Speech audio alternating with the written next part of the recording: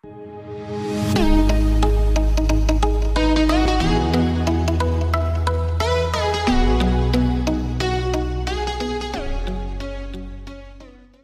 वालेकुम दोस्तों, मैं हूं आपको इम्तियाज़ अली और आप देख रहे हैं उर्दू इन्फोटेक यूट्यूब चैनल।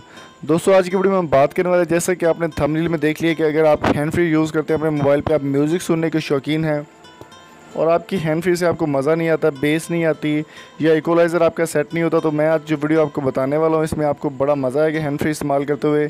और ये वीडियो आपने लास्ट तक देखनी है ताकि आपको पूरे प्रोसेस की समझ आ सके और ये बहुत ही कमाल की वीडियो होने वाली है। तो वीडियो के एंड तक आपने मेरे साथ जुड़े रहना है ताकि मैं आपको पूरी डिटेल इसके बारे में तफसील से समझा सकूँ इससे क्या होगा।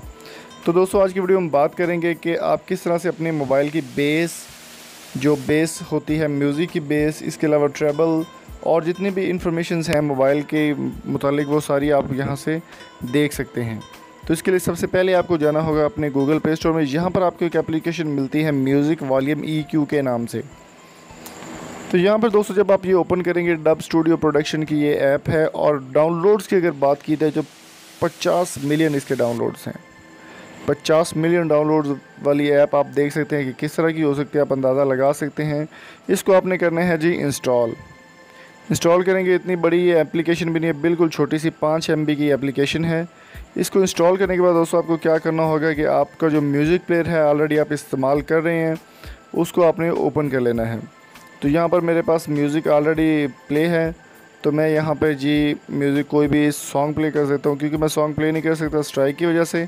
तो यहाँ पर मेरे पास म्यूज़िक प्लेयर में सॉन्ग ऑलरेडी चल रहा है। तो अब मुझे क्या करना होगा जी, ये वॉल्यूम EQ जो है इसको आपने ओपन कर लेना है। कुछ आपसे परमिशंस ली जाएंगी, उसको आपने परमिशंस दे देनी है। तो उसके बाद थोड़ा सा आपको वेट करना होगा। यहाँ पर आपको इक्वलाइज़र पे क्लिक करके आपने करना है ओपन। इसको ऑन करने के बाद यहाँ पर आपके पास मुकम्मल इन्फॉर्मेशन आ जाएगी। म्यूज़िक जो आपका ऑलरेडी चल रहा है वही चलेगा, लेकिन जो बाकी सेटिंग है वो यहाँ से आप सारी कर सकते हैं। बेस अगर आप बढ़ाना चाहें या कम करना चाहें तो यहाँ से बेस का ऑप्शन है, इसके ऊपर क्लिक करके आपको सारी सेटिंग मिल जाती है ऑन करने के बाद।